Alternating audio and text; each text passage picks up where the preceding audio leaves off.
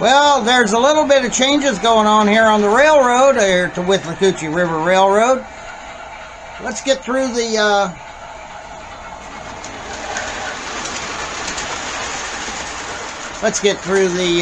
intro, and we'll come back to it.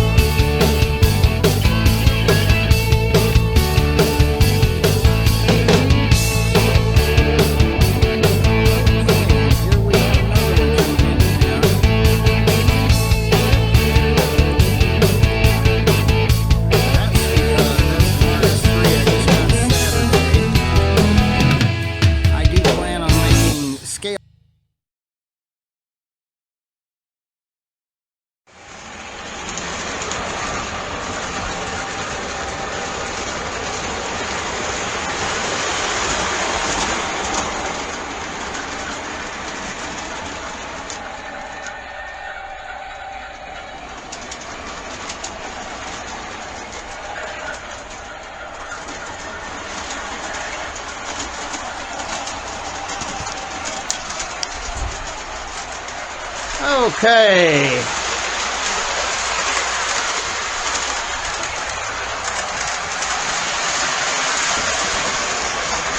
Well, as you can clearly see, I'm starting to get some plywood in here. And the reason I'm getting it in has everything to do with putting in a passing track. I had to cut the length of the yard tracks a little bit short. What I plan on having here is a short wall with some bumper posts here on the end, and I might even put that interlocking tower on this end. It'll have a good view of the yard.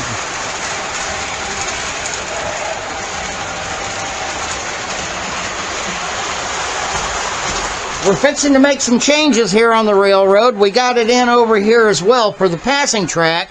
I haven't run the yard lead sub-road bed up yet, but we will be having it here pretty soon. That's pretty much what's in the news this week, other than next week we are having a train show. Well, this next coming Saturday, which will be the 12th, we will be having a train show in Crystal River, Florida. Be sure to come to that if you're in the area.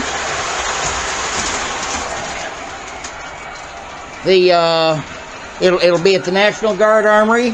It's maybe a quarter mile off of US Highway 19. On the north end of, or on the south end of Crystal River. No, it's on the north end of Crystal River. Sorry.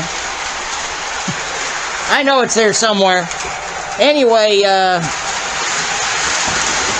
might be on the south end because you got to get on to 44 to go back to the Parkway. Okay, never mind.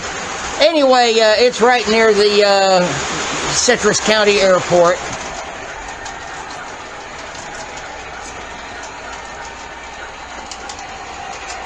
It's at the National Guard Armory on Venable Street.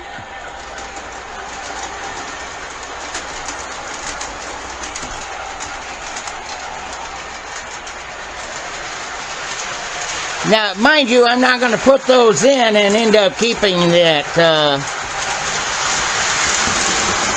keeping that line L track in place. That line L track is coming up.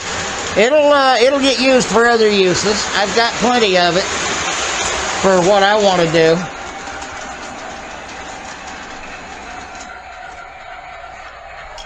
Uh-oh. She got a little bit of a dead spot over there, don't I? I'm not going to do too much to fix it because I'm going to be putting in new track here before long. I'll be putting in the Gargraves, and I'll be quite happy with that.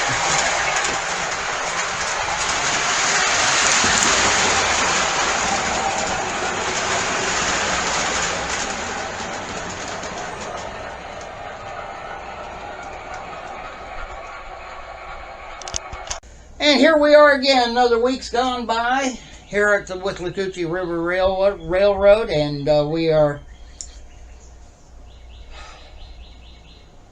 It's getting hotter out there.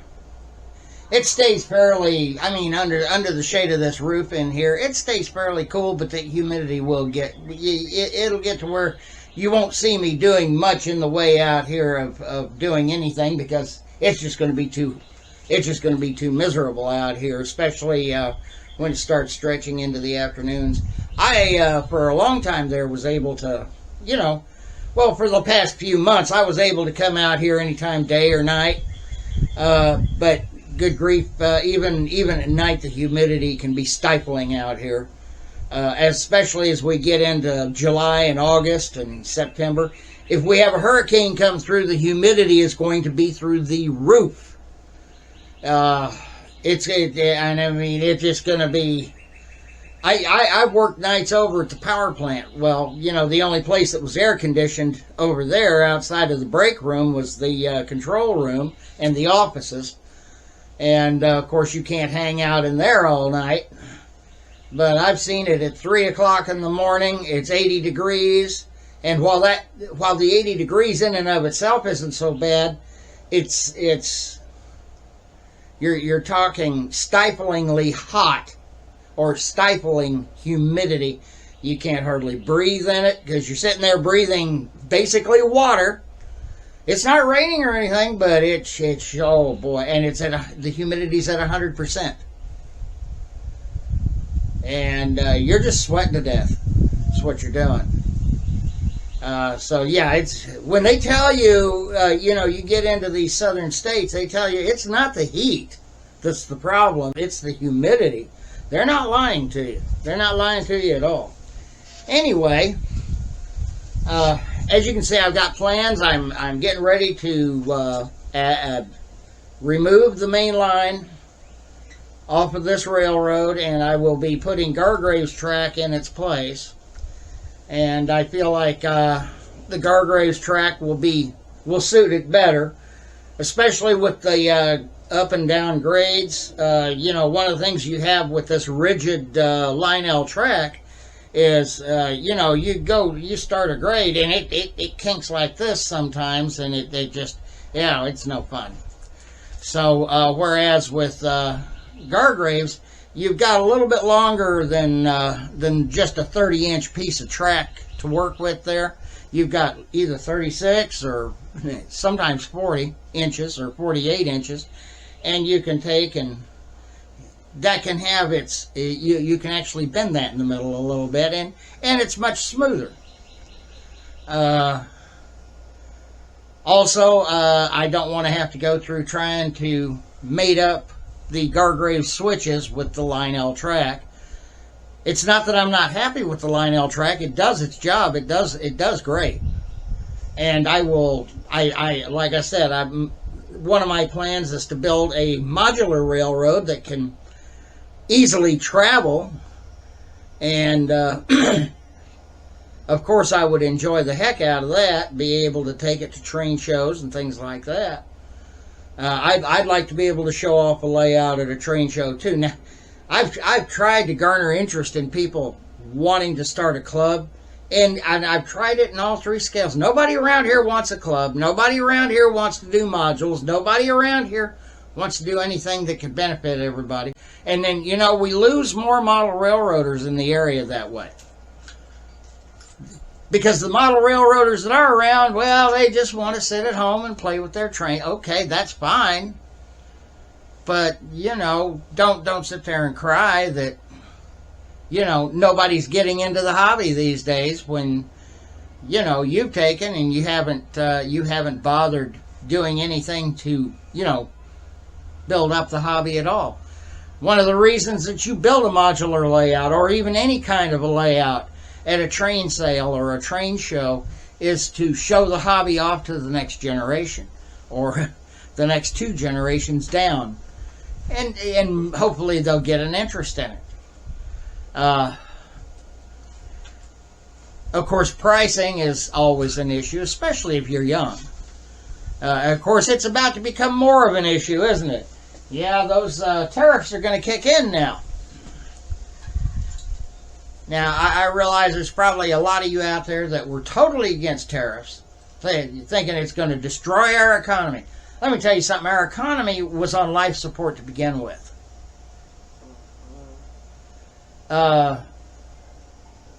This is really Donald Trump pulling the plug that needed to be pulled decades ago. No more of this quantitative easing. No more of this printing money that's worthless to begin with. You know, you notice that the prices of everything goes up, but your wages don't. Your salaries don't go up. Nothing goes up. And you're having to sit there and use credit cards at Walmart to get your groceries every week. Yeah. So what he's trying to do is create free and fair trade. And, you know, for years, all these other countries have had tariffs on our products, and we've had, what, 2% on Chinese products for the last 4 decades? While China has been hitting our products with about 45%. And some of these people want to cry about that? Well, you know, I warned. Now, I can't really blame the manufacturers for going over there and maintaining a profit margin or wanting to increase their profit margin. But at the same time, you know, if you were going to offer it to us cheap, you should have offered it to us cheap. Instead, Line L, Atlas O, K-Line, well, K-Line's no longer around. I think Line L owns them now. But MTH, your prices have kept going up and up and up. You never lowered them, you know, when you couldn't get to China fast enough, could you? Could you? Now the products are going to go up a little bit more. And I know that some people aren't gonna piss and moan about that. I'm not pissing and moaning about it because, well, I haven't bought a new engine yet. All my engines are used. Every one of them. For the most part, I end up with some pretty good engines. The newest engines I think I've got that were still new or still like new in the package were my Lackawanna F units. And the newest MTH I think I've got is that PS2 RS1. Which, that one, you just saw that one running. It's one of my favorite. That one and my RS3 are my favorite engines. They're both scale engines. They look good. They roll good. And I got to hand it to MTH. Even their lower end, basically so-called traditional sized engines, even when they come out in scale, like the RS1 and the RS3, even though they're Rail King, they are scale. And don't believe me? Take the RS1 from MTH, Rail King, and set it next to an old Atlas RS1 and tell me they're not in scale. Tell me then they're not in scale. So that's something to definitely keep in mind. They are in scale. So you can, in many instances, you can still get your engines cheaper, but the prices are going to go up on the new stock. Now, you're wondering, how is this going to affect the train shows? Well, first of all, if it's a product like KD couplers or something that's made here in the United States, the prices aren't necessarily going to go up. And they'd have no reason to. If it's a product that's made in Canada, or made in Mexico, or made in China, or made in Vietnam, anywhere else in the world, yeah, the price might go up. And it might turn out to be a temporary thing. You know, Trump isn't necessarily, he wants to go to zero tariffs. You've got to understand that. He wants to go to zero tariffs. We will hopefully hit a time when we will have zero tariffs. The tariffs he's imposing now are reciprocal, because we've been paying for those tariffs that they impose on our products. That, you know, basically they don't allow their stuff to go. If you wanted to go to Japan and sell stuff, you can't do it. Go ahead, try. And doesn't matter what it is. Doesn't matter if we're the only country in the world that makes it. Makes what you're selling. You want to go to Japan and sell it? They've made it this far without your product, so guess what?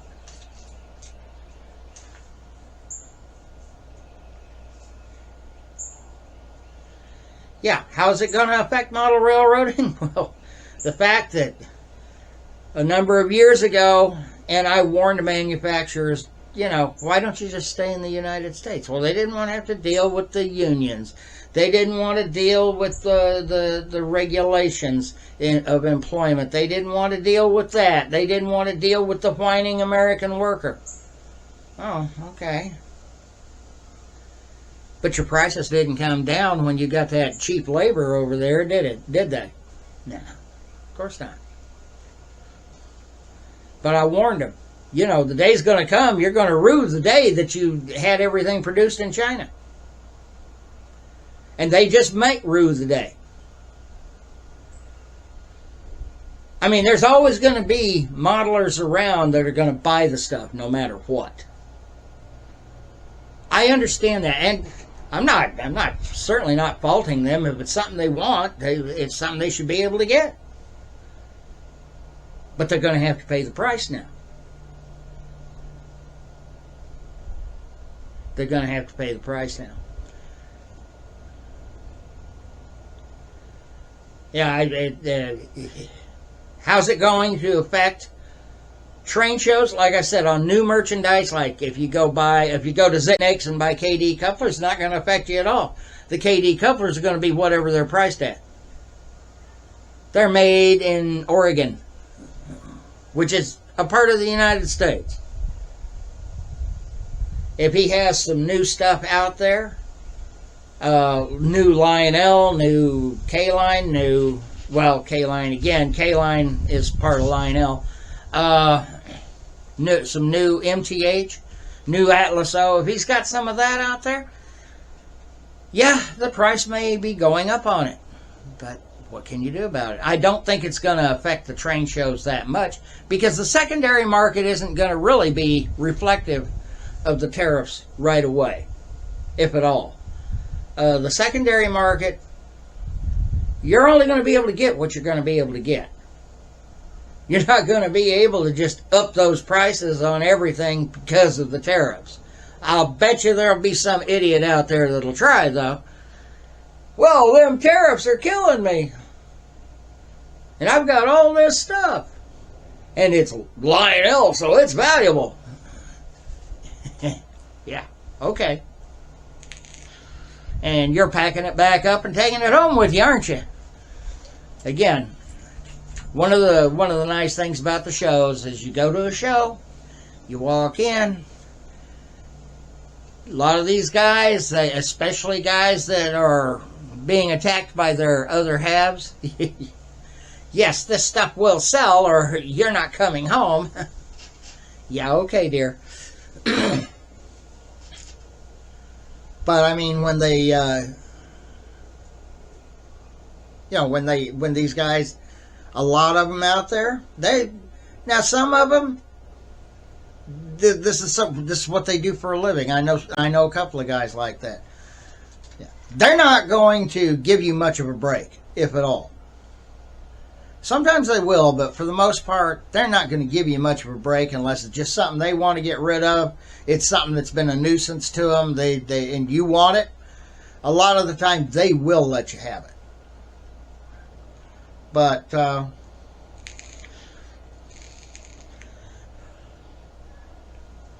they're not going to.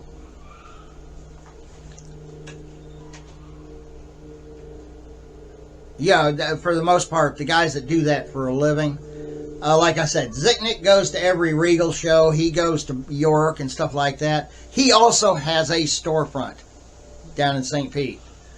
So he's, or in Pinellas Park, I'm sorry. Which isn't far from St. Pete.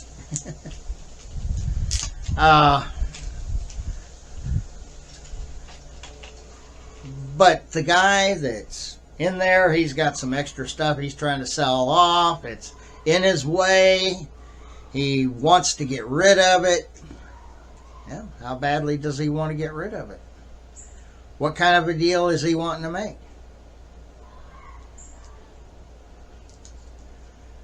Sometimes you get that lady there that her husband's sick and in the hospital, and or he's passed away, God forbid. And she doesn't really, she doesn't want to take too much of a hit on it, but she's willing to let the stuff go for a reasonable cost.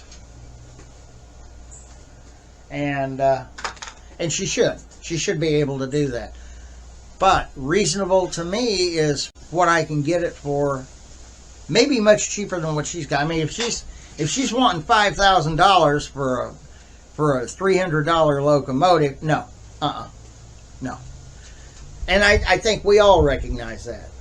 Yes, her husband probably put a lot of money into it. Of course he did. See, none of us are promised tomorrow. None of us are promised tomorrow. I've had one friend already that's passed away this year. He passed away, gosh, in March. It might have even been February. He passed away. Maybe it was it was January, because he passed away a week before the January show. I can tell you right now, he had a lot of stuff. He did it more for not so much a living. It was more of a hobby for him to do the train shows, but it kept him busy. Gosh, he was like almost 90. But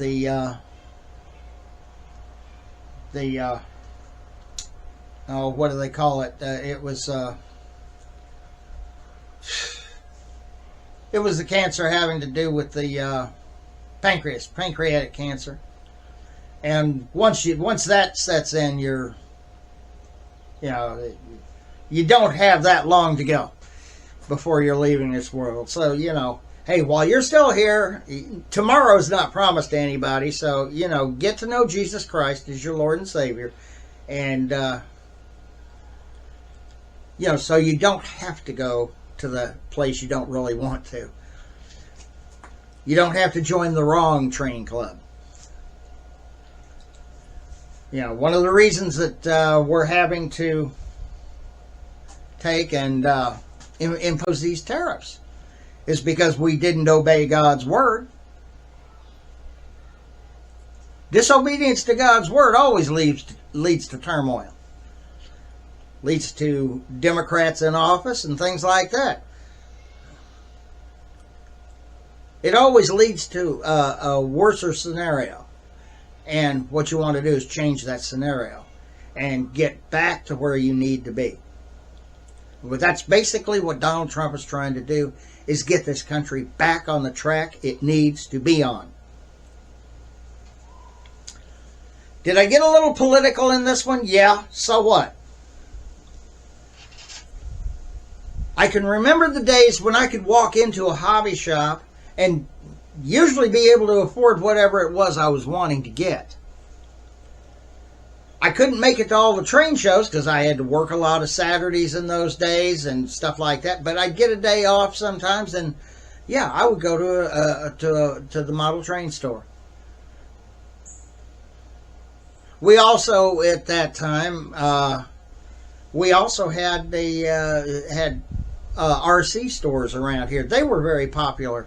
The radio control stuff. They were popular at the time, and you could go in there, and a lot of the time they would have some model railroad stuff. They would definitely be carrying model railroader and trains, and they would also have paint. And you see, you'd be amazed at the kinds of paint that we use.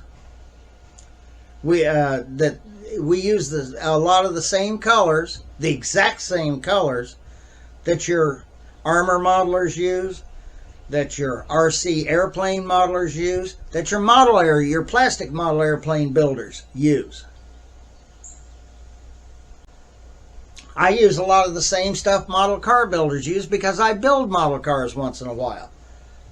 So, it's a good thing I've got a good stock of model car kits too. Have you seen those prices? Those prices went up during the Biden administration. All that inflation, and much of that is made right here in the United States. So you can't blame tariffs for that.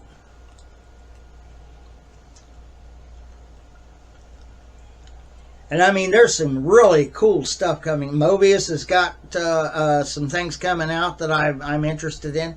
Revell is re-releasing their 29 Ford pickup kit with the chopper. I think, oh, that's cool. So, you know, take what you will here. I'd like to get me a couple of those 29 Ford kits, and the reason I'd like to get a couple of them is because if it's got all the necessary parts, you can build a roadster pickup or you can build a closed cab pickup, and that's like cool. That's like cool. Anyway, I want to talk a little bit about my views on the tariffs that we know are going to be there, and we know that will drive prices up. Hopefully, that's just a temporary thing. Yeah, we may have to go through a little bit of pain to get to the other side. You know, no pain, no gain. I doubt seriously it's going to actually wreck the economy. If the economy gets wrecked, that means there's people in there that want it wrecked. And we weren't able to get them out before they wrecked it. I don't think the economy is going to wreck just yet. Will it affect the economy? A little bit. But let's remember, our eggs, we don't get our eggs out of China. Might as well say we get our bacon out of China. I mean, I think they own the biggest pork outfit out there, which is Smithfield. But, you know, all that aside, let's just keep in mind and let's just muddle through this and see how we're going to deal with it.